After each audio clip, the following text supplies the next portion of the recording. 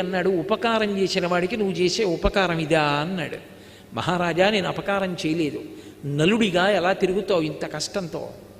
నిన్నిప్పుడెవ్వరూ గుర్తుపట్టరు. ఋతుపర్ణుడి యొక్క రాజ్యానికి వెళ్ళి నీకు అశ్వహృదయం తెలుసు కాబట్టి గుర్రాలు పెంచి పోషించు, వెళ్ళిపోమన్నాడు.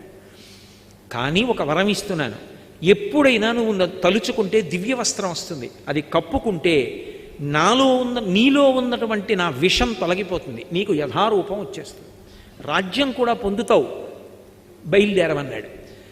బాహుకుడు అని పేరు పెట్టుకుని నల్లగా పుట్టివాడై ఋతుపర్ణుడి యొక్క రాజ్యానికి వెళ్ళిపోయాడు. పాపం దమయంతి నిద్ర లేచింది, భర్త లేడు, ఒక్కత్తి కీకారుణ్యం, కాకులు కూడా దూరని అరణ్యం తిరుగుతోంది. ఇంతలో ఎట్నుంచో ఒక పెద్ద కొండచిలవ వచ్చి పట్టుకుంది ఆవిడ. ఇక కొండచిలవ ఆవిడ్ని గ్రసించబోతుండగా ఓ కిరాతుడు వచ్చి కొండచిలవని సంహరించి ఈవిడ్ని కాపాడాడు. స్నానం చేసి వచ్చి సేద తీరింది, ఆవిడికి పళ్ళు తేనె ఇచ్చాడు, తిండి. అంతలో అతని యందు పుట్టకూడని కోరిక పుట్టింది. ఆమెని భార్యగా స్వీకరిస్తానని ఆమె యొక్క పొందు కోరాడు. వెంటనే ఆమె, నేను మహాపతివ్రతనైతే వీడు నిలువున దగ్ధమగుగాక అంది. ఆ కిరాతుడు మరణించాడు. ఆ తల్లి వెతుక్కుంటూ వెతుక్కుంటూ వెడుతుంటే వర్తక బృందం కనపడింది. అమ్మయ్య కనపడ్డారు కదా అని, మహాప్రభో నేను నలుడి భార్యని దమయంతిని, కష్టాల్లో ఉన్నాను, నలుడిని చూశారా అని అడిగింది. ఈ అరణ్యంలో పులులు చూసాం, సింహాలు చూసాం, నలుడిని చూడలేదమ్మా. ఇక్కడ ఒక్కదానివి ఆడదాని ఉండకూడదు, మాతో వచ్చేసే మేము చేది రాజ్యానికి వెడుతున్నాము అన్నారు. అక్కడ సుబాహుపురం అని ఉంది, అక్కడికి వెడతామన్నారు. సరేనంది. వెడుతుంటే ఏనుగుల గుంపు వచ్చి అందరినీ చంపేసింది, వర్తకుల్ని. ఆవిడంది, విధి అంటే ఇంత విచిత్రంగా ఉంటుంది. చచ్చిపోవాలనుకున్న నన్ను ఏనుగులు వదిలేసాయి, నా అంత నేను చచ్చిపోకూడదు, ఆత్మహత్య దోషం, ఏనుగు చంపేస్తే గొడవ వదిలిపోను, నా జోలికి రాలేదు. బతుకుదాం అనుకున్న వాళ్ళని చంపేశాయి. ఎవరో ఒకరిద్దరు బ్రాహ్మణులు మిగిలేరు, వాళ్ళతో కలిసి సుబాహుపురం వెళ్ళింది. ఆ వీధిలో ఆకలితో ఏడుస్తూ నడుస్తోంది. కలి ప్రభావం, అన్ని కష్టాలు పడాలి. వస్తుంటే రాజమాత చూసింది పైనుంచి.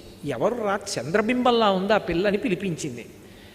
ఏమమ్మా, నిన్ను చూస్తే రాచపుత్ర స్త్రీలా ఉన్నావు, ఇంత కష్టంలో ఉన్నావు, నా అంతఃపురంలో ఉండమంది. నిన్ను చూస్తే నాకు ఎందుకో మనసు స్పందిస్తోంది, ఏదో బంధుత్వం ఉందనిపిస్తోంది, నా దగ్గర ఉండండి. అమ్మా, నేను సైరింద్రీ కార్యాలు చేయను, పరపురుషుల దగ్గరికి వెళ్ళను, ఇతర కాళ్ళు పట్టను, ఎంగిలి తినను, అలా అయితే ఉంటానంది. సరే ఉండమంది ఆవిడ. రాజమాత అంతఃపురంలో ఉంటోంది పాపం.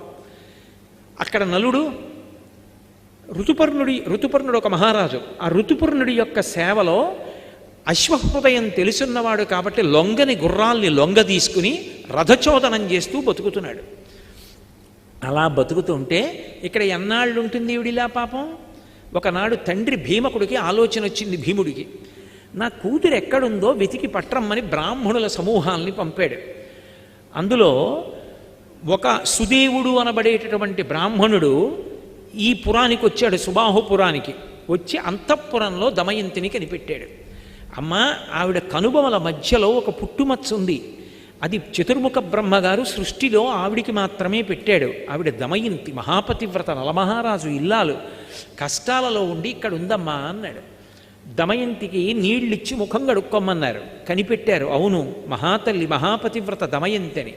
అప్పుడు ఆ రాజమాత చెప్పింది, అయ్యో తల్లి, నిన్ను చూస్తే నా హృదయం ఎందుకు స్పందించిందో అర్థమవుతోంది. నీ తల్లి నేను అక్క చెల్లెళ్ళాం కాబట్టి నువ్వు నాకు కూతురు అవుతావు అంది. పుట్టింటికి ఎడతానంది, బయలుదేరింది, పుట్టింటికి వెళ్ళిపోయింది.